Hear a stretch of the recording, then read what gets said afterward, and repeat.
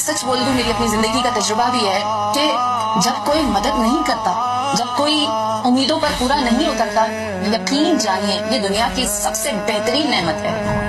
اس سے بہتر کچھ ہو نہیں سکتا کہ آپ ماں باپ، بہن بھائی، اولاد، دوست، یار، ہمسائے، عزیز، رشتہ دار سے نا امید ہو جائے، کوئی امید نہ رکھیں، کوئی امید نہ رہے۔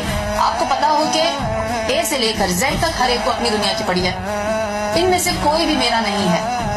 آپ کو پتا ہے اگر آپ ابھی بھی کسی بھی سائیکیٹرسٹ سے، اگر یہاں کوئی ہمارے درمیان بیٹھے ہیں تو وہ بھی بتائیں کہ سب سے بڑا ڈپریشن کا جو ایلیمنٹ ہے وہ انسان میں کیوں آتا ہے؟